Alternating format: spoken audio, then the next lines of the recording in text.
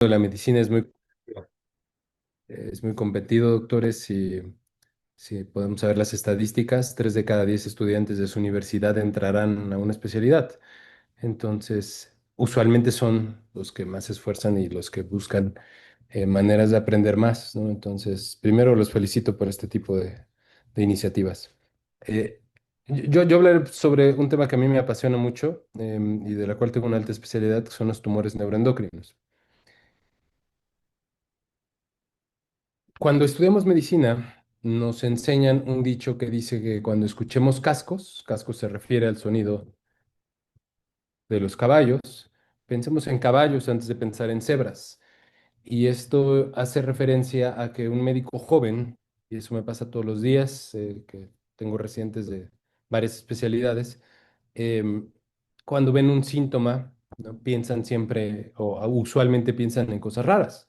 Nos tiene fiebre, piensan en lupus, en enfermedad de las montañas rocallosas, ¿no? Antes de pensar en una infección, ¿no? Antes de pensar en una neumonía. Eso pasa usualmente. El mensaje que uno aprende cuando es estudiante de medicina es primero piensa en lo más común, ¿no? A eso se refiere este dicho. Si escuchas cascos, pues piensa primero en caballos, no en cebras.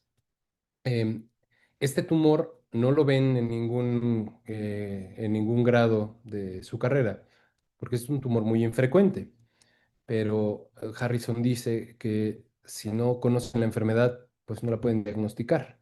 Entonces, hay veces que son cebras, hay veces que los cascos sí son cebras. Esta es una de las cebras de la enfermedad. La cebra es el logotipo de muchas enfermedades raras, ¿no? De Ehlers-Danlos, de tumores raras, de enfermedades del metabolismo, de las glicoproteínas, etcétera. Lo que vamos a ver en esta sesión es la epidemiología, clasificación, el cuadro clínico, el diagnóstico y el tratamiento de una manera dirigida y enfocándonos particularmente en el cuadro clínico, que es lo más importante para un estudiante de medicina.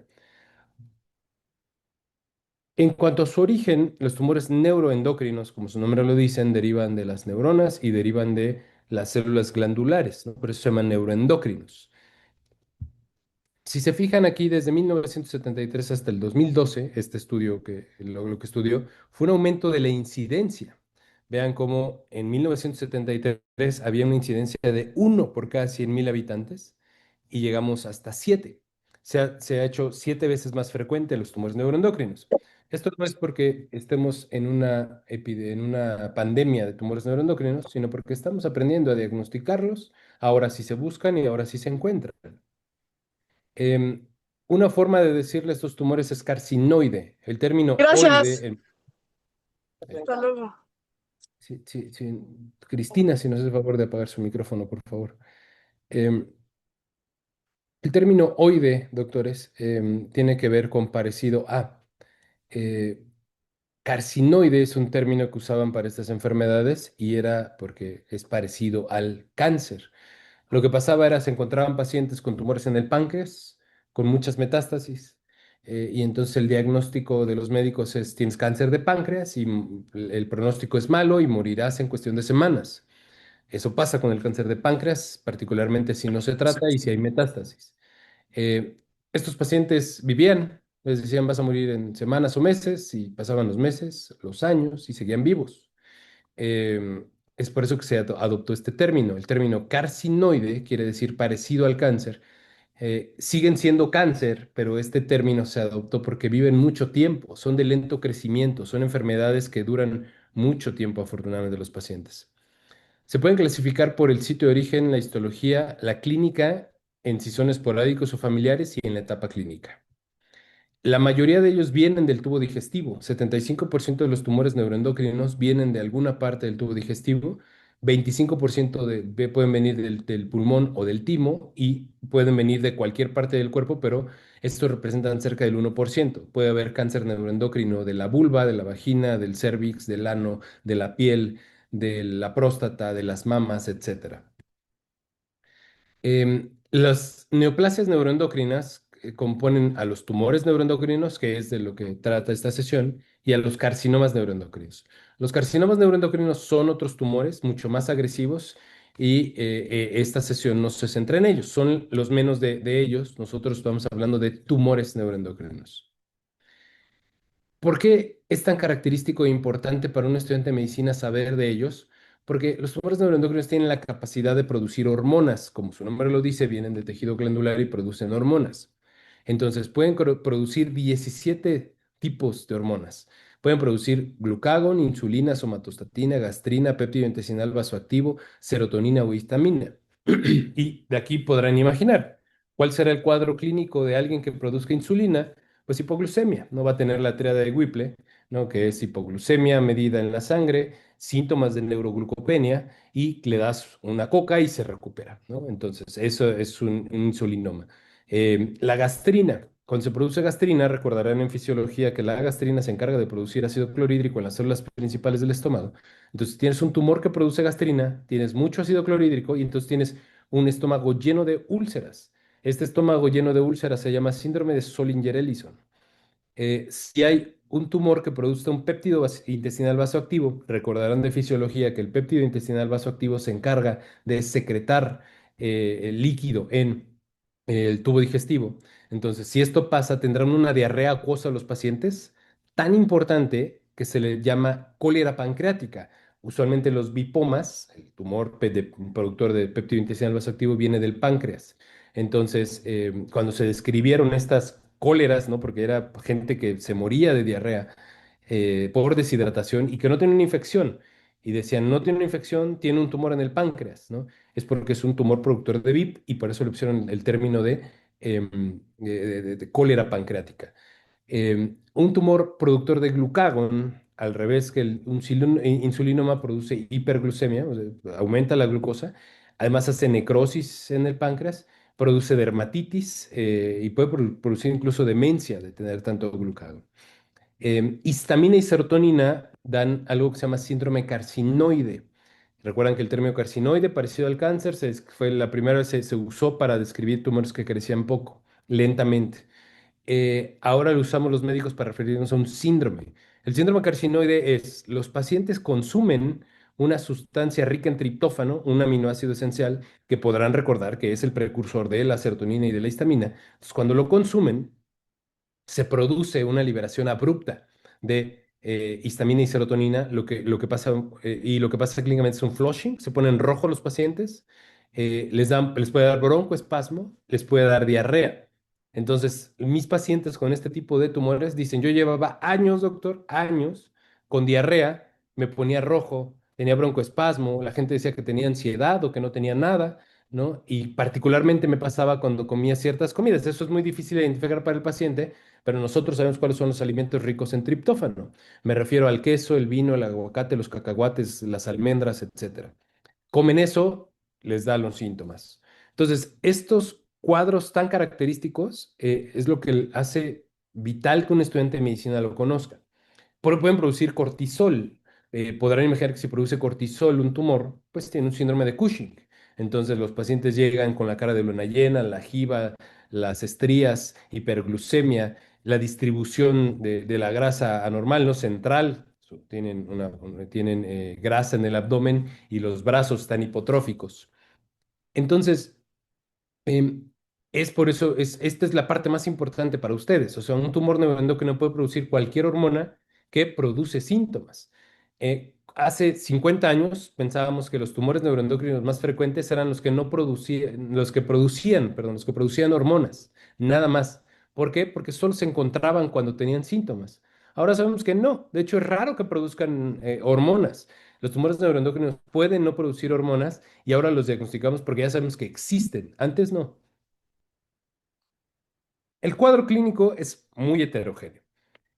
Esta imagen que tienen del lado derecho es un síndrome carcinoide. Se ponen rojos los pacientes, particularmente cuando consumen alimentos ricos en triptófano, les puede dar flushing, diarrea, broncoespasmo. El síndrome carcinoide es más frecuente en los tumores del tubo digestivo, particularmente cuando hay metástasis en el hígado. ¿Por qué? Porque cualquier hormona que se produzca en el tubo digestivo, el drenaje venoso se irá a las venas, ¿no? Particularmente a la mesentérica superior e inferior, que junto con la esplénica van a formar la porta y se van a ir al hígado. En el hígado, el metabolismo del primer paso acabará con cualquier hormona que produzcan los tumores neuroendocrinos en el tubo digestivo. ¿Qué pasará? si tiene metástasis en el hígado. Las metástasis en el hígado drenan, ya no a la mesentérica, drenan por las venas suprahepáticas a la vena cava y entonces se va directamente a el torrente sanguíneo. Es por eso que los tumores neuroendocrinos con metástasis hepáticas son los que presentan el síndrome carcinoide, porque todo lo demás va a pasar primero por el hígado. Si la metástasis está en el hígado no, el hígado se va a ir directo al torrente sanguíneo y son los que tienen más predisposición al síndrome carcinoide. Pueden tener síntomas de obstrucción, por ejemplo, si el tumor está en el pulmón, pues van a poner tos, sibilancias, pueden escupir sangre, que es la hemoptisis, dolor torácico, neumonías, atelectasias. Pueden tener un síndrome de Cushing si producen cortisol, o pueden tener acromegalia si es que producen hormona del crecimiento. Usualmente se encuentran de una manera incidental. La gente va por otra cosa, se hace un estudio y tiene muchos tumores o tiene un tumor. Se hace una biopsia y la biopsia es la que nos dice que es un tumor neuroendocrino. Siempre necesitamos una biopsia para diagnosticarlo. Y podemos hacer PET. Para aquellos que no sepan qué es un PET es una tomografía por emisión de positrones, que es una tomografía, son muchas radiografías, cada 3 a 7 milímetros, depende de dónde la hagan y qué hospital sea. Y un PET lo que hace de diferente es inyectar un marcador marcado de forma nuclear. Y donde se concentren receptores o donde se concentre este fármaco, se ilumina. Por ejemplo, de este lado, vean cómo aquí, esto es un hígado, es un corte coronal. Vean cómo aquí tiene una metástasis en el hígado. Así se iluminan los tumores. El PET más usual que ustedes ven es el PET con glucosa. ¿Por qué? Porque el cáncer tiene actividad alta de la glucosa y donde hay cáncer se ilumina. Para los tumores neuroendocrinos utilizamos otro marcador que es el octreotide. El octreotide, doctores, es un agonista de somatostatina. Los tumores neuroendocrinos, debido a que son glandulares, todas las glándulas presentan muchos receptores de somatostatina, porque recuerden que la somatostatina se encarga de regular la liberación hormonal. Entonces, cuando marcamos el octreotide con un marcador nuclear, lo inyectamos por la vena, se iluminan de esta manera. Entonces, para los tumores neuroendocrinos, necesitamos una biopsia y necesitamos hacer un PET con octreotide. El PET con 18 FDG, o sea, con glucosa, no nos sirve más que en escenarios muy seleccionados que no son pericia de un estudiante de medicina. Para el estudiante de medicina, lo que sirve es el PET octreotide. Ahora, hay dos marcadores en sangre. Un marcador tumoral, para aquellos que no han llevado biología del cáncer, un marcador tumoral es una sustancia que se puede elevar en orina o en sangre y que está relacionada con tener cáncer. Por ejemplo, el más común, el antígeno prostático específico. Tienes cáncer de próstata, elevas antígeno prostático específico. Otro famoso, el CA19-9, cáncer de páncreas. Si tienes cáncer de páncreas, eleva CA19-9. Es interesante que los marcadores tumorales en tumores neuroendocrinos tienen que ver con el metabolismo de las hormonas. Si los tienes elevados, se asocia con tener un tumor neuroendocrino. Los dos metabolitos que buscamos es uno, el ácido 5-hidroxiindolacético, que es un metabolito de la serotonina y de la histamina, y se busca en la orina. Y otro, recordarán en clases de bioquímica que cuando se liberan las hormonas en los gránulos, la proteína que acompaña los gránulos es la cromogranina. Entonces, uno de los marcadores que se eleva en la sangre es la cromogranina. Entonces, cuando se sospecha en un tumor neuroendocrino, se puede pedir cromogranina, el ácido 5-hidróxido del acético en orina, la cromogranina es en sangre, el estudio PET que se pide es con octreotide, y lo que hace el diagnóstico siempre es la biopsia. Lo que los va a hacer sospechar es la clínica tan característica. Es una clínica que puede tener este tipo de síntomas. Ojo que también tumores que no tengan síntomas pueden ser neuroendocrinos y pueden elevar los marcadores. No es no es inherente tener un cuadro clínico de liberación hormonal para tener un tumor neuroendocrino. El tratamiento es complejo. Para fines de un estudio de medicina, les digo, todo el cáncer que se puede operar, se opera. Entonces, en la enfermedad localizada, los tumores neuroendocrinos se operan. No hay adyuvancia. Adyuvancia es el término que usamos los oncólogos para referirnos a dar un tratamiento posterior a una cirugía con intención curativa. Aquí no. Los tumores neuroendocrinos crecen tan lento que si lo puedes operar, no necesita algún tratamiento adicional. Se opera y la tasa de curación es elevada en comparación de otros tumores. Cuando hay metástasis, usualmente uno piensa cáncer con metástasis igual a quimioterapia, porque eso pasa en la mayoría de los tumores. No en todos, en algunos usamos inmunoterapia, pero en la mayoría usamos quimioterapia. En la enfermedad metastásica de los tumores neuroendocrinos, como son glándulas, podemos utilizar análogos de somatostatina. Es decir, podemos utilizar las hormonas, el regulador de las hormonas, que es otra hormona, que se llama somatostatina. Inyectamos los análogos de somatostatina de forma mensual y los tumores se controlan por años. Entonces, esa es la primera línea de tratamiento. Tenemos muchos otros tratamientos como everolimus, sunitinib. Si utilizamos quimioterapias en casos raros, terapias locorregionales e incluso podemos operar algunos escenarios metastásicos seleccionados. Es importante también eso porque usualmente cuando uno estudia oncología piensa que las metástasis es igual a no se opera. Y eso es cierto en la mayoría de los tumores. Pero los tumores neuroendocrinos no, como crecen tan lento, operar a los pacientes, aun cuando tienen metástasis, es una opción. Entonces, en resumen del tratamiento es ya que se diagnostica, si se puede operar, se opera. En el escenario metastásico, el tratamiento no es quimio, es dar una hormona que regula la liberación de las hormonas.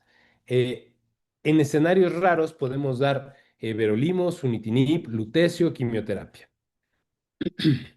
Y esto sería todo de mi parte. Este de aquí tienen un edificio con muchos globitos rosas, ¿no? Y eso es porque usualmente el logo del cáncer es el color rosa, porque el cáncer más estudiado y más frecuente en ambos sexos es el cáncer de mama. Pero este tipo de sesiones, doctores, es porque no todos son caballos, ¿no? A veces, y por aquí si se fijan, a veces aquí en esta ventanita, a veces aparecen las cebras. Si ustedes no conocen las cebras, no lo pueden diagnosticar. Si ustedes no conocen la enfermedad, no lo pueden diagnosticar. Entonces, enfóquense en lo más común. Eso es un mensaje para el estudiante de medicina. Si escuchas cascos, piensa en caballos primero, pero si no encuentras el diagnóstico, no se te olviden las cebras. Y las cebras solo las puedes encontrar si lo estudias. Muchas gracias. Gracias, doctor. Verdaderamente, no sé si alguien tiene como, empezamos como la sesión de dudas, si alguien tiene como alguna duda, algún comentario, este, pues no sé, pueden mandarlo por el chat o abrir su micrófono.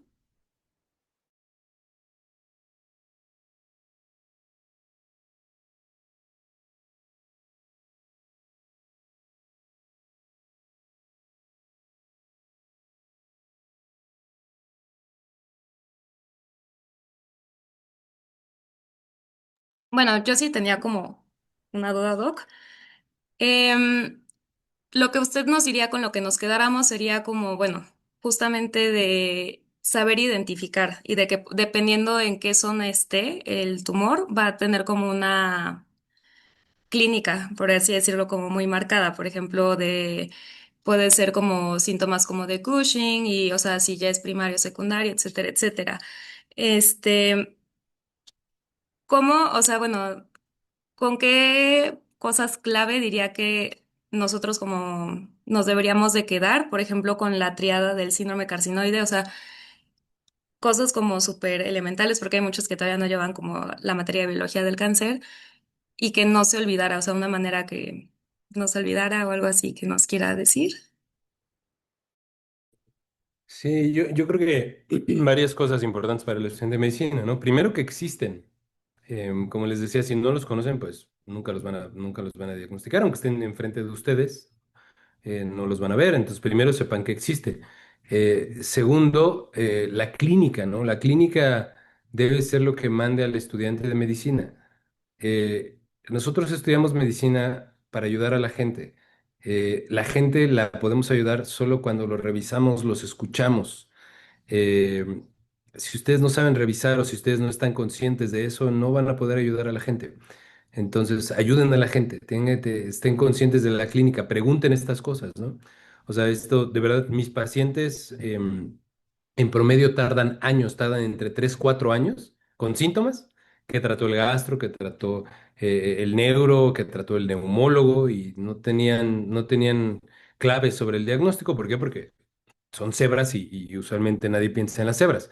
Entonces, si hay algo que la inteligencia artificial no va a reemplazar, porque va a reemplazar muchas cosas, particularmente de patología, de radiología, em, es la clínica. Entonces, si algo caracteriza al médico mexicano es que es muy clínico, escucha, revisa, pregunta. Entonces, ese creo que es el mensaje más importante de mí para ustedes. No se les olvide ser clínicos. Clínico es revisar, escuchar y por supuesto estudiar, ¿no? Súper, muchísimas gracias, doctor.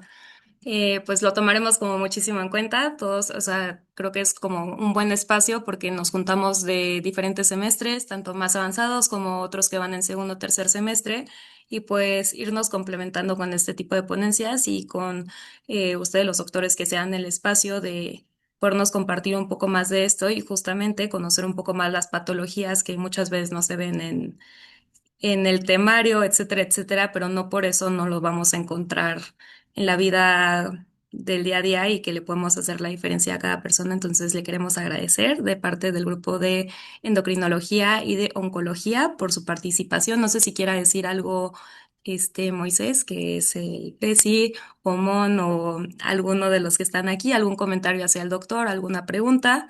Este, Primero que nada, muchas gracias, doctor. Estaba pensando en cómo hacer una pregunta, pero no termino de formularla. Después, si no, le mando correo con mi duda. Claro, con gusto. ¿Alguien más? Si se avientan por el chat porque les da pena como abrir el micrófono o algo así, o